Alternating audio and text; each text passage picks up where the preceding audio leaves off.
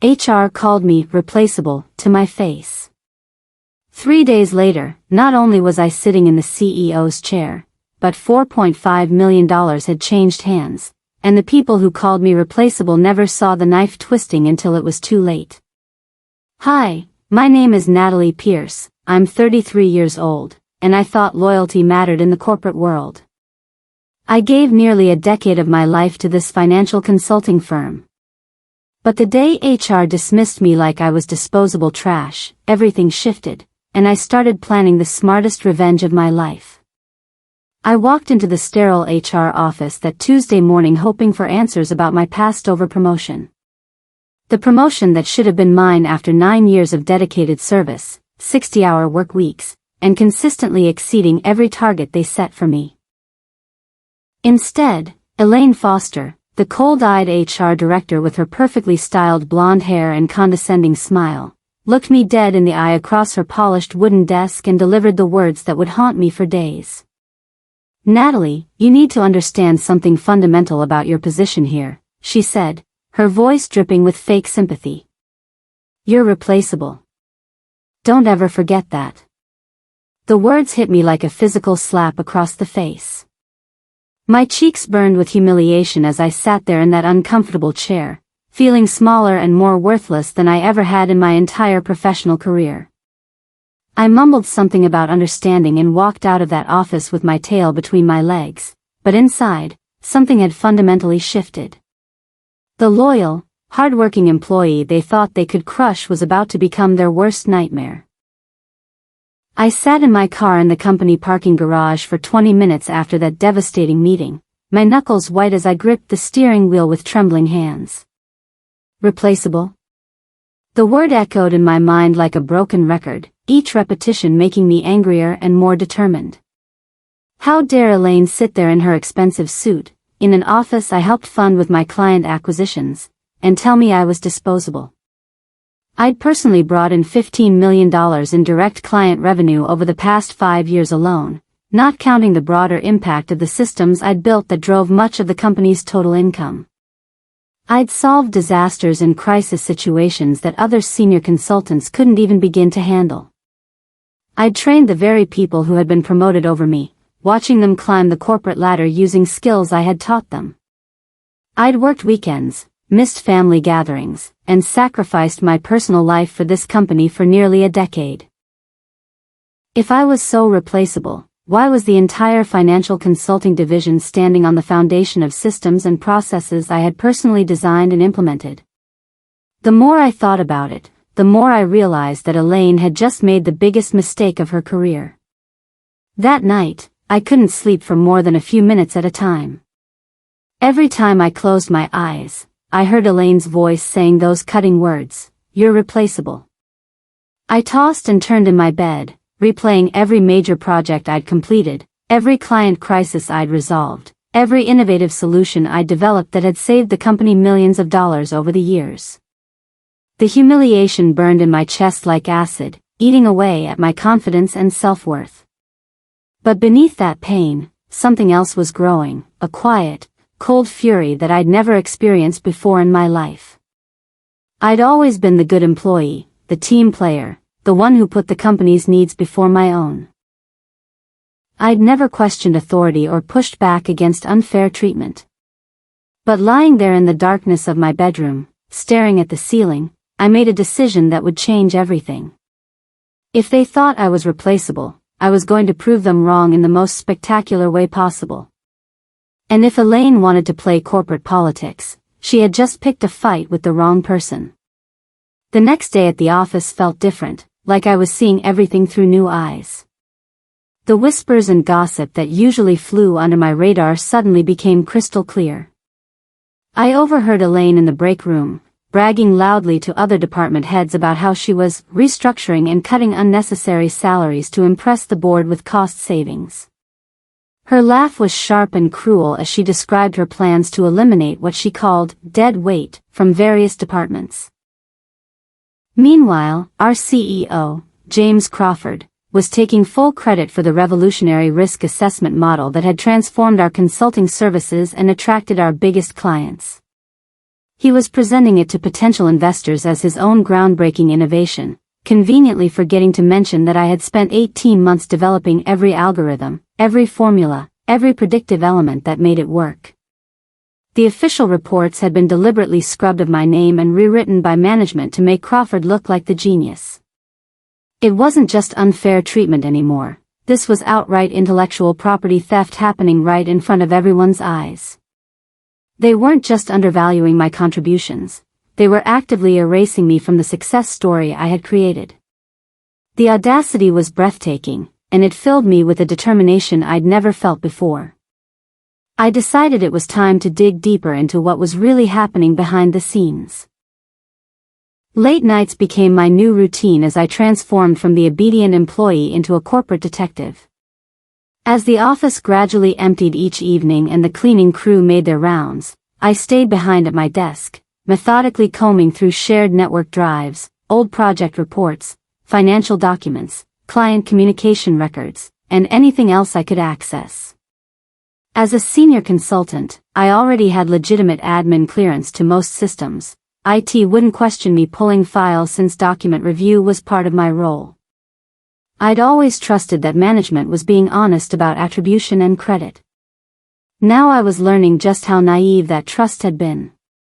Every document I reviewed, every email chain I traced, every project file I examined revealed another layer of deception. My fingerprints were everywhere in the company's most successful initiatives, but somehow my name had been systematically removed or minimized in all the official reports. It was like watching someone erase me from history while I was still alive to witness it. What I discovered during those late-night investigation sessions stopped me cold and made my blood run ice-cold through my veins. The financial forecasting system that had become the backbone of our entire consulting practice, the internal risk assessment reports that guided our biggest client recommendations, the proprietary contracts and service agreements that differentiated us from every competitor, all of it was built directly on frameworks and models I had personally designed, coded, and implemented. Even more damning, my digital signature and employee ID were still embedded in the metadata of the original draft documents, creating an undeniable electronic paper trail that proved my authorship. They'd been so confident in their ability to marginalize me that they hadn't even bothered to properly scrub the evidence of my contributions. In their arrogance, they'd left a treasure trove of proof that would completely demolish their narrative if it ever came to light. Crawford wasn't just taking credit for my work, he was building his entire reputation and the company's future on intellectual property that belonged to me. The scope of the deception was staggering, and I realized I was sitting on evidence that could bring down the entire executive leadership structure. I spent the following days carefully documenting everything I'd discovered, working with the methodical precision of a forensic accountant. I snapped photographs of computer screens, downloaded copies of critical files, printed out email chains, and backed everything up in multiple secure locations both at work and at home. If Elaine thought I was just another replaceable employee she could dismiss and forget about, she had no idea how deep my fingerprints ran throughout the entire foundation of the company's success. Every major client acquisition, every innovative service offering, every strategic advantage they enjoyed could be traced back to systems and processes I had created. I organized my evidence into categories: intellectual property theft, credit misattribution, contract violations, and financial misrepresentation to stakeholders. Each category contained dozens of pieces of concrete evidence that would be impossible to dispute or explain away. I was building a legal and professional case so airtight that no corporate lawyer or PR team would be able to spin their way out of it. The woman they'd underestimated was about to become their biggest nightmare. By Friday of that week, I had uncovered something that made the intellectual property theft look like a minor infraction.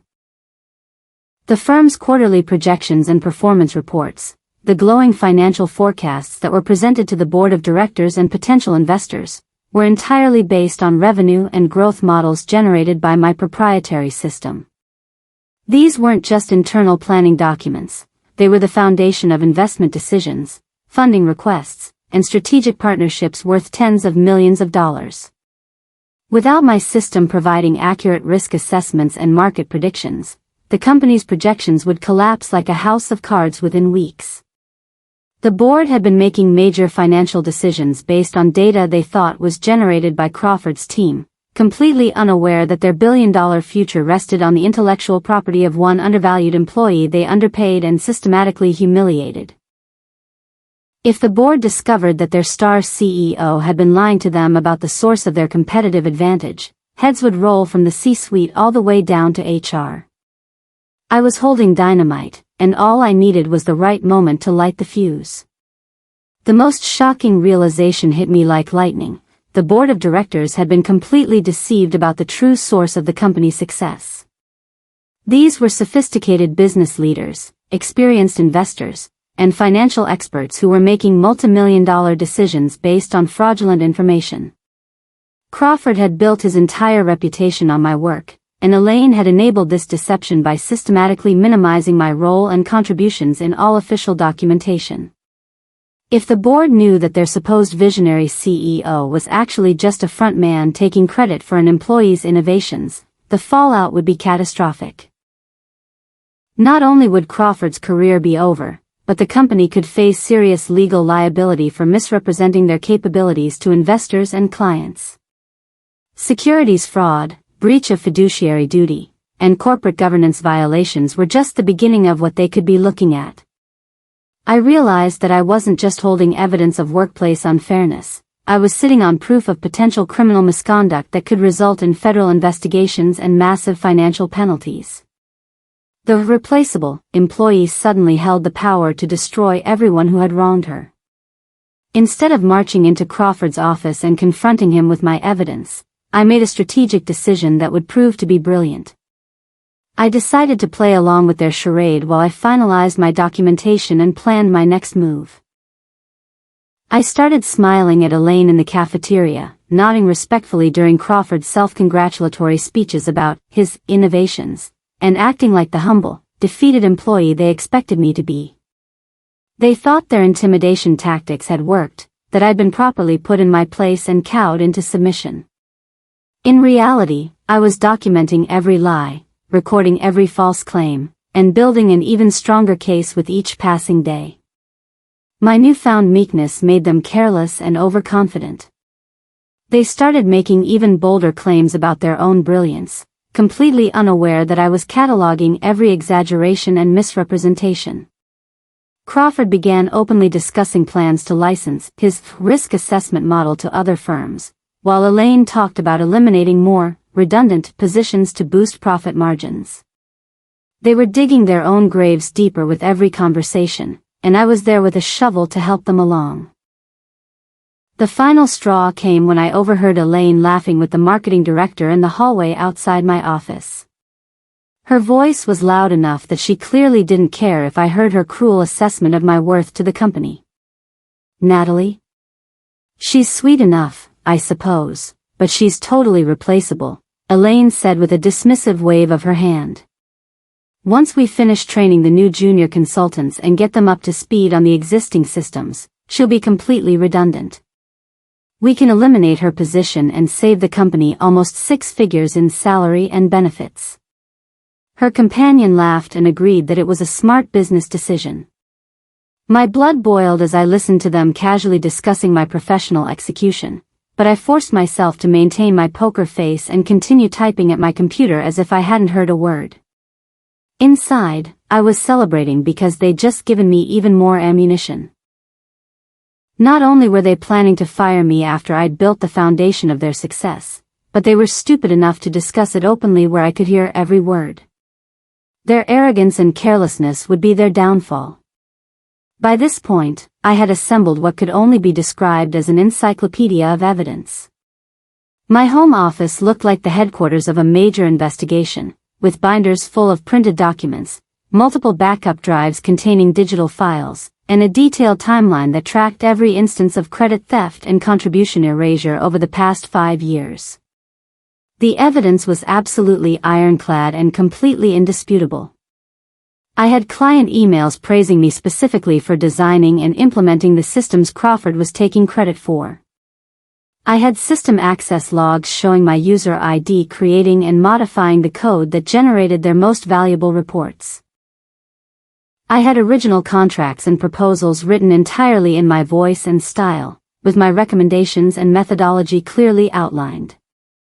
Most importantly, I had the original employment agreement I'd signed when I joined the company, which contained language about intellectual property rights that Crawford and Elaine had apparently never bothered to read carefully. The woman they dismissed as replaceable had just assembled the most comprehensive corporate fraud case they'd ever seen. And the best part was, they still had no idea what was coming for them. What do you think Elaine's face looked like when she realized her replaceable employee held her career in her hands? Drop your thoughts in the comments below, and smash that like button if you're loving this epic corporate revenge story. On the third day after Elaine's humiliating declaration, the board of directors convened for their monthly strategic meeting in the glass-walled conference room on the top floor. I wasn't invited to these meetings. I was just a replaceable senior consultant, after all. But I had a plan that would change that dynamic forever. I submitted a formal request through the proper channels to present what I described as critical financial discrepancies requiring immediate board attention. Elaine actually laughed out loud when she saw my request come through her office. This should be entertaining, she told her assistant with obvious amusement. Good luck, Natalie. Just try not to embarrass yourself too badly in front of the big boys. She approved my request, clearly thinking it would be amusing to watch me squirm and humiliate myself in front of the board before they dismissed whatever trivial concerns she assumed I had. Crawford was equally dismissive when he heard about my request, probably assuming I was going to make some desperate plea for the promotion I'd been denied. Neither of them had any idea that I was about to detonate a nuclear bomb in that boardroom that would vaporize their careers and transform the entire power structure of the company. I walked into that polished boardroom with its floor-to-ceiling windows and expensive leather chairs, my heart pounding so hard I was convinced everyone could hear it echoing off the walls. Crawford was in the middle of his monthly presentation, standing confidently at the head of the massive conference table as he boasted about the continued success of his revolutionary risk assessment model and the additional corporate clients it had attracted. His PowerPoint slides were filled with impressive revenue numbers and growth projections, all of which were generated by systems I had built. When he paused to take a sip of water and bask in the approving nods from board members, I seized my moment. I calmly slid my thick, meticulously organized binder across the polished table toward the chairman and said in a clear, steady voice that cut through the air like a knife, I believe you'll want to examine this information before making any decisions based on Mr. Crawford's presentation. The room fell completely silent. You could have heard a pin drop as every eye in the room turned to look at me, then at the binder, then back at me with expressions ranging from curiosity to annoyance. The board members began flipping through the pages of my evidence binder, and I watched with satisfaction as their expressions changed from mild irritation to confusion to shock to outright alarm. Page after page revealed the true story behind the company's success, with undeniable documentation of intellectual property theft, credit misattribution, and systematic deception of the board itself. Their eyes widened as they absorbed the implications of what they were reading. Crawford's confident smile vanished as he realized his carefully constructed narrative was crumbling before his eyes. Elaine fidgeted nervously in her chair near the back of the room, her face growing pale as she began to understand the magnitude of what I had uncovered. I sat perfectly calm and composed, letting the evidence speak for itself. Years of frustration, humiliation, and suppressed anger had led to this moment, and I was going to savor every second of watching their world collapse. The replaceable employee was about to prove that she was actually the most valuable person in the entire building, and everyone who had underestimated her was about to learn that lesson the hardest way possible.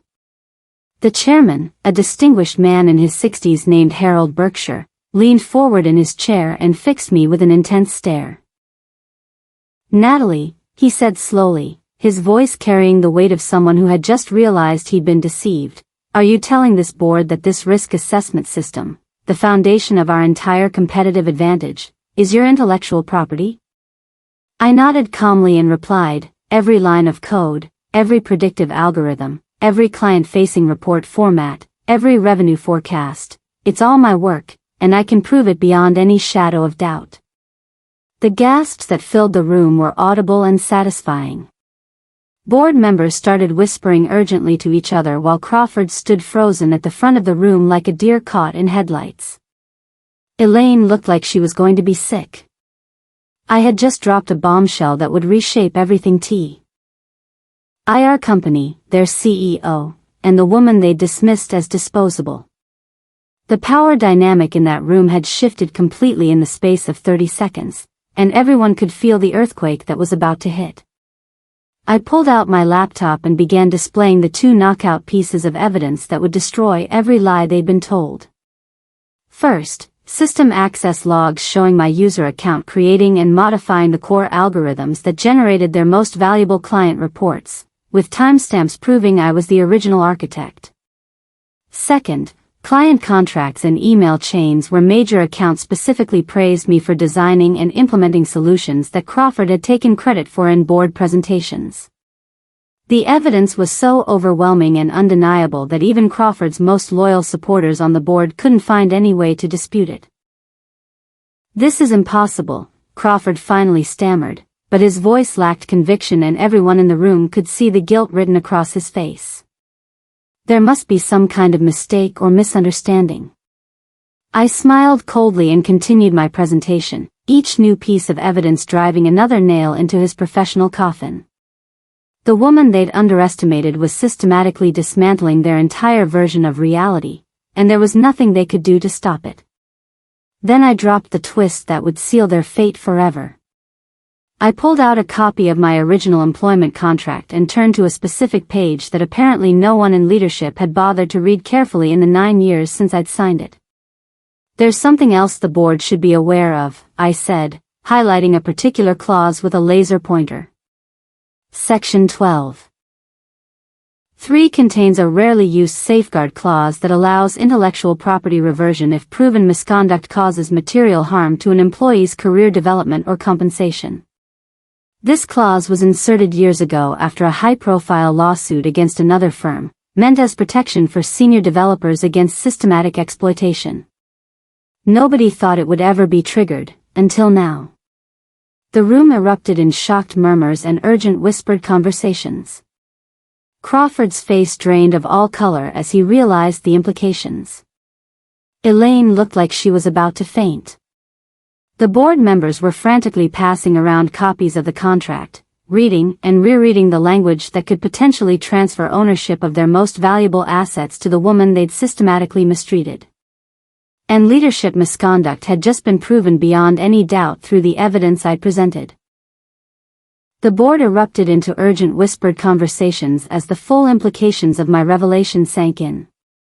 Crawford made a desperate attempt to spin the situation, claiming that the risk assessment system had been a collaborative team effort, and that my contributions were just one part of a larger group project.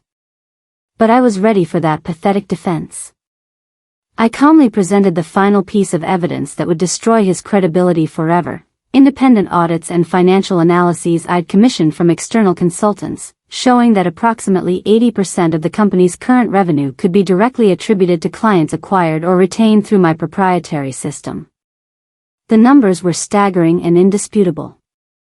One board member muttered nervously, "This could bankrupt us if she walks with her system." Another countered urgently, "It'll bankrupt us faster if we don't cut Crawford loose and contain this scandal." The debate was brief but intense. Without my innovations, the company would lose the majority of its income within months. Crawford's desperate attempts to minimize my contributions looked increasingly ridiculous as the board absorbed the financial reality of their situation. Elaine finally found her voice, but it was shaking with desperation and fear as she realized her career was crashing down around her. "This is absolutely absurd," she said, trying to project confidence but failing miserably. "Natalie is replaceable, she always has been. We can train other consultants to use existing systems and maintain our client relationships." But before she could continue with her damage control attempt, Chairman Berkshire cut her off with a sharp gesture and delivered the line that would echo in my memory forever. "Replaceable," he said, his voice filled with incredulous anger as he gestured toward the evidence spread across the conference table. "Ms. Winters, she doesn't just work for this company, she is this company. According to these documents, Natalie Pierce has single-handedly built the foundation of everything we've achieved." That sentence hit the room like thunder, and I felt a surge of vindication so powerful it was almost overwhelming. The chairman of the board had just publicly declared that the woman HR called Replaceable was actually the most indispensable person in the entire organization. Elaine's mouth fell open as she realized she'd just been professionally destroyed by the very person she'd tried to marginalize and dismiss. The board called for an emergency recess to discuss the unprecedented situation they were facing, and I was asked to wait in a nearby conference room while they deliberated my fate and the company's future. 30 minutes later, they returned with decisions that would change everything. Crawford was removed from his position immediately and escorted from the building by security, his career and reputation in ruins. Elaine was also terminated for gross misconduct and failure to properly manage intellectual property issues, and I watched with deep satisfaction as she gathered her personal items with tears streaming down her face. But the biggest shock was still to come. Chairman Berkshire approached me with an expression of genuine respect and said, "Natalie, this company needs leadership it can trust, and you've proven that you understand our business better than anyone. We'd like to offer you the position of interim CEO, effective immediately, while we search for a permanent replacement." Within a week, after seeing how smoothly operations ran under my leadership, they made the position permanent. 3 days after being called replaceable, I had been handed the keys to the entire organization, and the irony was so perfect it felt like poetic justice. But the story didn't end with my unexpected promotion to the CEO position. During the negotiations that followed, the board's legal team discovered the full extent of the financial damage caused by years of systematic undervaluation of my contributions. They'd underpaid me compared to industry standards, denied me bonuses I'd legitimately earned, and failed to provide proper attribution and compensation for intellectual property that had generated millions in revenue. They knew a public lawsuit would tank investor trust and potentially crash our stock value, so quietly paying me off was actually the cheaper option. Within 3 days, the board approved my interim CEO role and authorized a provisional $4.5 million settlement, with the final legal paperwork completed 48 hours later. The settlement included back pay, performance bonuses, licensing fees for my proprietary systems, and damages for the harm caused to my career development. When they finally presented the figure, I nearly fell out of my chair.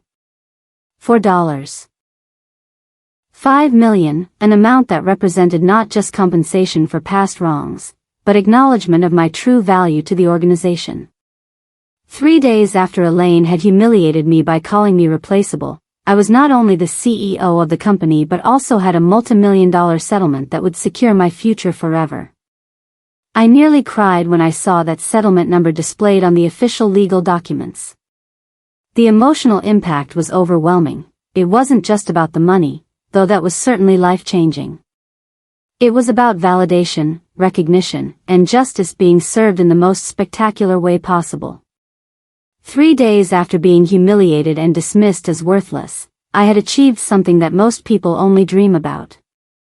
I was the CEO of a successful financial consulting firm with a multi-million-dollar settlement that would secure my future forever. The same HR department that had called me replaceable had inadvertently handed me the sweetest revenge imaginable. Elaine's cruel words had triggered a chain of events that led to her own destruction and my ultimate triumph. The irony was so perfect that it felt like the universe had personally intervened to balance the scales of justice. Every sleepless night I'd spent documenting their deception, every moment of humiliation I'd endured, every instance of stolen credit I'd suffered through, it had all led to this incredible moment of vindication and success. The news of my rapid ascension from undervalued employee to CEO spread through the business world faster than wildfire. Industry publications picked up the story within days, and headlines across financial news websites proclaimed things like, "From Replaceable to CEO in 72 hours," and "The Ultimate Corporate Comeback Story." The $4.5 million settlement figure never made headlines. That detail was buried in confidential settlement terms that both sides agreed to keep private. Publicly, the story was just about my sudden rise and Crawford's dramatic fall from grace. My inbox was flooded with messages from colleagues, former classmates, and business contacts from around the country, all congratulating me on what many were calling the most spectacular career reversal in corporate history. LinkedIn requests poured in from executives who wanted to connect with the woman who'd turned workplace humiliation into ultimate success. Reporters called requesting interviews about my experience and the lessons other employees could learn from my story. The business school I'd graduated from invited me to speak at their upcoming leadership conference. I'd gone from being an invisible, undervalued employee to being the poster child for standing up against corporate injustice and proving your worth through intelligence, preparation, and strategic thinking rather than confrontation and emotion. Now, every time I walk past what used to be Elaine's office, which has been converted into a meeting room since her dramatic departure, I remember her smug smirk and cutting words about my replaceability. The memory no longer stings with humiliation. Instead, it fills me with a deep sense of satisfaction and accomplishment. Replaceable? No.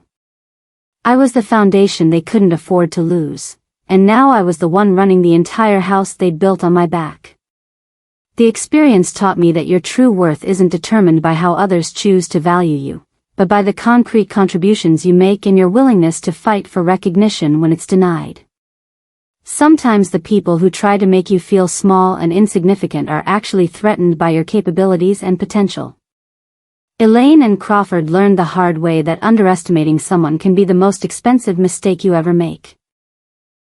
I turned their cruelty into my greatest opportunity, and now I run the company they thought they could run without me. If this incredible story of corporate justice inspired you, tell me in the comments, have you ever had a boss or coworker who underestimated you? How did you prove them wrong? Hit that like button if you believe talent and hard work should always be recognized, and subscribe for more jaw-dropping stories of workplace revenge and career transformation that will restore your faith in justice. You won't believe what we have coming next.